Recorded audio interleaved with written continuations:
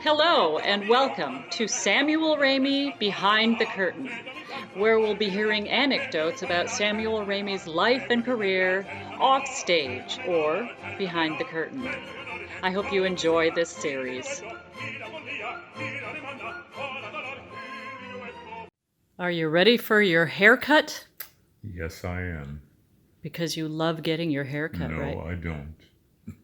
Why not? Which is why it looks like this. You never think that they cut it right, do you? No, Nobody does. only Lewis. In New York. Yeah. So it's been quite a while since you've had a haircut that you like. Quite a while. We are on the way to the salon for Sam to get his hair cut. This should be fun.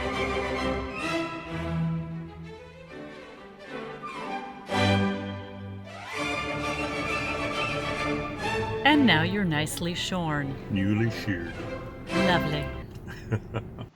Welcome back. Good morning. We're going to play a little game today called Is It a Wig or Is It Real? We'll show you pictures of Sam in performance. I want you to guess if it's a wig or if it's real, and he's going to let us know. All right. First one. Wig or real? That is a wig. Do you remember what that's from? Yes, that's from Tales of Hoffmann production at the Royal Opera House at Covent Garden. All right. That's the role of Lindorf. Next. Wig or Yes. real? That is also a wig. That is Figaro and Marriage of Figaro was a new production that was done in New York City Opera in 1977, I believe. Oh. How about this one? Wig or real? That is my own hair. Oh, it's very long. That was from a semi-staged costume production of Il Viaggio a Reims in Berlin with the Berlin Philharmonic, Claudio Abbado conducting, and I'm shown there. There was a funny moment with the harpsichordist Ronald Schneider. Okay, wig or real? That is a wig. That was, I think, my first Philip and Don Carlo at the opera in Brussels, Belgium, 1983. Wig or real? Well, believe it or not, that's my own hair. That's real. And it's kind of a funny story about that because that was my debut at the San Francisco Opera in 1978 as Colline in La Boheme. It was a Jean-Pierre Ponel production, and Colline walked around through the whole opera carrying this skull. I don't remember the importance of the skull, but anyway, I remember a review in the newspaper, though, said I got a very nice review for my singing, but he commented that unfortunately I was forced to wear a very unbecoming wig, and it was my own hair. One always likes to have that in a review. Wig or real? That is wig. That is Don Quixote, Massenet's Don Quixote. I'm not sure where that picture is from. Although, now that you've got gray in your hair, if I took a curling iron to it, I could make your hair look that way. Yeah, you probably could. All right. Okay, wig or real? That is my own hair. Is that a Giovanni That's a Don Giovanni, yes. with? With Ferruccio Furlanetto as Leporello. Is that a wig for him or real hair? I believe it's a wig, I believe. How about this one? That is, I'm pretty sure that's a wig. We weren't quite sure because Because your hair can look like that. Yeah, it can. It can. On unfortunate humid days. And what is this That production? is the role Character. of that is the role of Coppelius in the Tales of Hoffmann. Here's a very nice picture with someone everybody will recognize. The famous. Yes, that is Dame Joan Sutherland, and that is from the Metropolitan Opera production of I Puritani, the role of Giorgio, and that's Wig or real? a good question. I think it's my own hair, at least in the front. They may have added something in the back. I can't remember that. I'm going to say it's a wig. Okay. We can't agree Mhm. on everything. And here's a lovely picture of you with Dame Kiri Takanawa. Dame Kiri Takanawa, that's from Don Giovanni at the Royal Opera in Covent Garden. And that is a wig. Wig or real? Well, it's the whole personaggio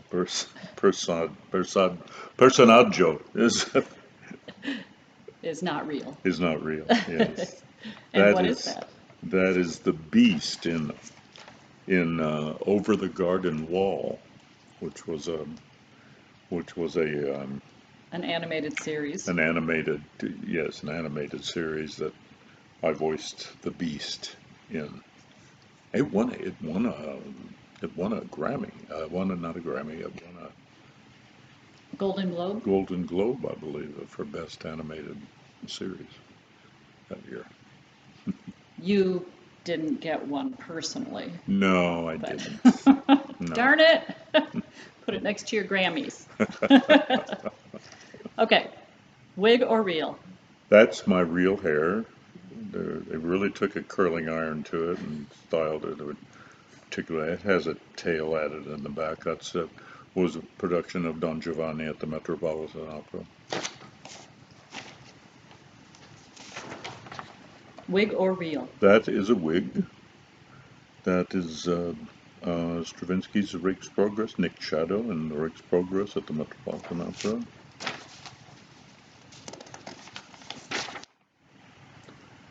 That's my own hair. This is the Hamburg Staatsoper,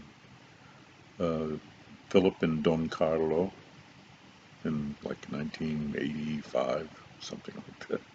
Back when they had to add gray to your hair. Yes. Wig or real? Oh, that's a wig. Yeah, that's a wig. That's a production of Verdi's Jerusalem at the Vienna Staatsoper. Wig or real? That is a wig. That's Mephistopheles in Faust, I believe, at the Lyric Opera of Chicago, but I wouldn't swear to it. Wig or real? That's a wig. That was my first Attila was at New York City Opera. Is that where the whole shirtless thing began for you with directors? Possibly. That wasn't in your contract or anything. No. I must appear shirtless at all times. No. It just happened. I don't. Yeah. Just happened. Speaking of shirtless, wig or real? That is a wig. That was a production of Bluebeard's Castle with Jesse Norman at the Metropolitan Opera. And it was an interesting concept because during the production, the story of it is, what's behind the seven doors in Bluebeard's Castle, and so the doors are open one by one, but every time a door opened, I removed an article of clothing. So it came down to the end, and people wondered if I would take my pants off, but I didn't. I ripped my wig off, and I was totally bald under the wig. A bald cap or a shaved head? A bald cap. Yes, a bald cap. Did they want you to shave your head? No, they never asked me to shave my head. Well, that's good, because I think we know what the answer would have been. What's this? Wig or reel? That is my own hair. This was a production of Rossini's Maometto Secondo at the Rossini Opera Festival in Pesaro, Italy. We're almost done. Wig or reel? That is a wig. That's Escamillo at the Metropolitan Opera. They didn't want to just dye your hair black? No, they didn't. Wig or reel? That is my real hair. And I believe that's Placido's real hair, too. Okay. But just look how full your Yes. hair is. It was very, very, very long at this time, yeah. That was taken in Salzburg. And one more. Wig or reel? That is a wig. I just wanted to show this because it's such a funny picture. Do you even know why there's a banana dressed up in it? Yeah, and I don't know. I can't. I vaguely remember that, but I don't remember the. The reason? No, this was taken during a performance or a rehearsal of Donizetti's Anna Bolena. I'm Henry VIII. I am. Henry VIII. I am. Or Henry VIII. All right, so my favorite story, I think my favorite story of all of those is the review you got for the bad wig and it was your own hair. Yes. Well, I hope you enjoyed our fun little game of real or not real. You've always had such a fantastic head of hair. Well, yeah, I'm lucky that way, I guess. My father and mother both had good heads of hair, and passed that on down to me and my siblings. Oh, you know who else has a really good head of hair? Riccardo Muti. Yes, Riccardo Muti has very good hair, very good hair. In fact, I used to, when we were working together at one time, it was at La Scala, we were doing performances of the Verdi Requiem. And I used to sit there and watch him. And there's this section where, it's the offstage trumpets, fanfare, and everything, and it's very dramatic. And he used to really get carried away, and his hair would just fly all over the place.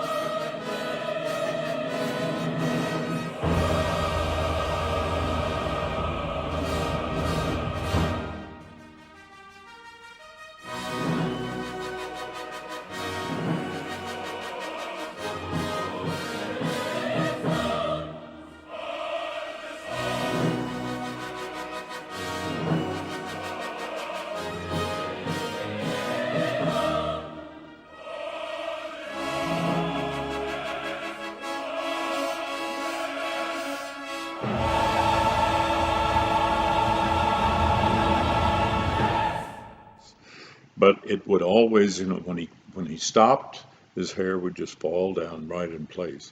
So one day one time I asked him, I said, Maestro, and I told him, I said, your hair just flies all over the place, I love watching it and everything, and I said, but it just falls right down into place when you stop. I said, how do you do that? And he said, I have a very good barber. You and the maestro had a very good working relationship. We did, yes. Started well, years ago. I was singing one summer um, at the Aix-en-Provence Festival, 19, I think it was 1980, and I got a call from an agent um, saying that La Scala was looking for um, Figaro, and they were interested in possibly hearing me audition. So an audition was organized. I had to fly to Rome, and I went to the place in Rome, to the RAI, the radio place, and I was sitting waiting, and all of a sudden there was this commotion. Somebody came in and they said, "Oh, Maestro, how are you, Maestro? How are you, Maestro?" And I thought, "Oh, that nobody looked like Riccardo Muti." And it was very strange. It was this little old, little an elderly man and a younger assistant um, came over and introduced them, and I ended up sitting. We were sitting and waiting in this room to go. Then they wanted to hear me sing in the main hall, but there was something going on. So there was a piano in there, and so that this older gentleman sat down at the piano and said, I gave him, he said, do you have some music? And I gave him my aria anthology, and we went through and I sang several arias for him, and eventually went up and sang on stage. And then I went back to Aix-en-Provence, and I was telling Marilyn Horn about this elderly gentleman that I had sung. She said, "Oh, I bet I know who that was. It was Siciliani." And it was Francesco Siciliani, who at that time was the artistic director of La Scala. And she said he's a very important man. But anyway, I got the job singing Figaro at La Scala Without without auditioning having, for. yes, and so I was very relaxed when it wasn't Maestro Muti I was auditioning for. I was totally relaxed, and the audition went very well. I've heard that Maestro Muti could be very serious and a little intimidating for a lot of singers, but it seemed like you were always able to kind of joke around with him. Yeah, we had a very nice, friendly rapport between the two of us, and um, I can remember one time talking about hair again. Um, I read a joke in some music publication somewhere, and and I brought this in, and well, I didn't bring it in, but I told Maestro Muti the joke. It was a cartoon, and it showed Maestro Muti crawling across the desert, wanting, thirsty and dying of thirst, and he finally comes up on some money, and it says he wants water, and so this gentleman, pours a little bit of water in Maestro Muti's hand, and Muti goes, oh, and it goes through his hair. I told Maestro Muti that joke. He thought it was very funny. Good. Well, he himself also apparently has a sense of humor. Yes, that's right. The last time I sang with Maestro Muti was the production of Attila at the Metropolitan Opera, where I sang the part of the smaller part of Pope Leo, and so I was singing the part of the Pope, And he came to me before the performance and gave me an envelope. He says, "I just wrote you a little." He says, "And there's a little, a little gift in the envelope." So I opened it up in there, and he wrote a very nice note, which I have framed someplace. We haven't put it up yet. But also in there was a refrigerator magnet, and it was a picture of, at that time, the previous Pope. I think it was Pope Benedict, I think, the German one. I'm not sure. And he was in his full regalia, and the quote down below was, "Tell me, does this outfit make me look too gay?" So he also had a sense of humor. Yes. Has a sense of humor. Yes, he does. And there's another Italian conductor that had pretty good hair too. Yes, the maestro Abbado, Claudio Abbado, who's unfortunately no longer with us, but I had the pleasure of working with him quite a bit as well.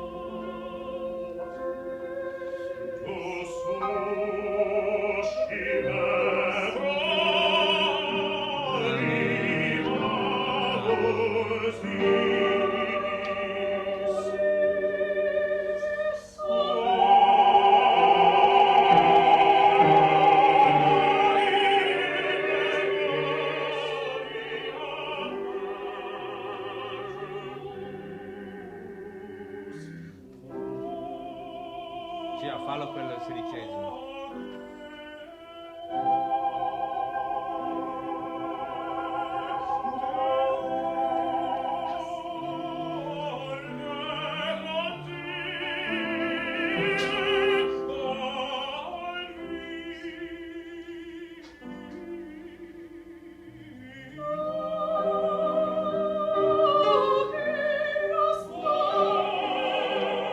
Puoi dare un po' di più per l'orchestra?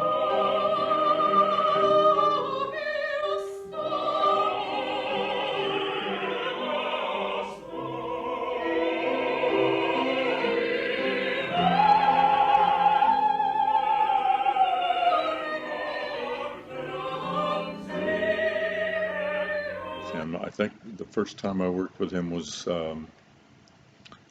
at the Rossini Festival in Pesaro, a production of the production of Il Viaggio a Reims, and he was he was very nice from the beginning. You know, he said, "Please call me Claudio," and you know, there's no calling him Maestro or anything. Unlike Maestro Muti, it was always Maestro. I have never in my whole time working with Muti called him Riccardo. But Claudio, I remember one time we went out for dinner, drinks, or something after a rehearsal or performance, and he talked about, you know, the fact that when he and Muti were both coming up, that he used to get mistaken for Maestro Muti, and I'm sure vice versa happened as well. And Just because they were both Italian and had yeah, dark hair? both had long dark hair, and they were Italian, and both, you know. And he said I even had people come up and ask for my autograph as thinking I'm Maestro Muti, and I have several times actually signed Riccardo Muti for the person.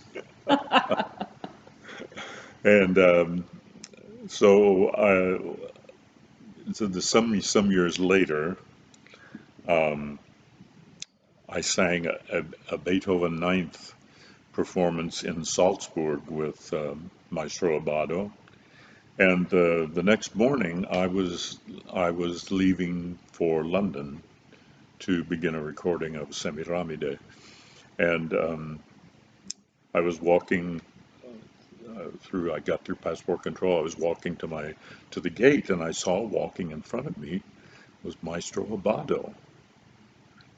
So I sort of quickened my step, and I got up.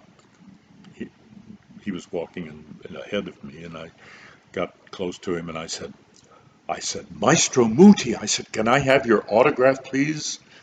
And he whirled around and looked, and then he laughed. He said, this morning I was not in the mood to be Maestro Muti. Was that the same time that Maestro Abbado played a couple practical jokes on? A bunch of singers were hired, and Maestro Abbado was the conductor. We were doing a Rossini gala at the little opera house in the Palace of Versailles in outside Paris, and there was this Italian gentleman. He was a young guy, kind of a funny guy, who was producing it. It was going to be televised and shown, you know, all over. So one night a group of us were we were all staying in the same hotel, and we were having dinner, and this gentleman came and sat down with us, and then at one point he got up and went to the restroom, I suppose, or something, and Maestro Abbado says, we can all go now, and he'll get the bill. So we all left, and this gentleman, I am sorry, I can't remember his name. Anyway, he got the bill. And another time during the same period, we all got together, and Maestro Abbado instigated this as well. We went to this gentleman's up where his room was, and we moved all the furniture that was in the hallway out, you know, blocking all in front of the door to his room. Oh, so he couldn't get it? For some reason. Maestro Abbado wanted to do this. So, anyway. Oh my goodness, that's funny. He was a funny man. Yes. Well, I think that's all we're going to talk about today. We've covered hair. I've still got a little. Still have a whole bunch. All right, well, our next video is going to answer some of the questions that people have put in the comments. Ah. Please continue Yes, to ask please. questions in the comments. We're more than happy to Try to answer. try to answer them, as long as they're appropriate. Yes. All- Oh, I don't know. It's a- Whatever. Okay. Thank you for joining us. Goodbye. Thank you. Bye-bye. See you next time.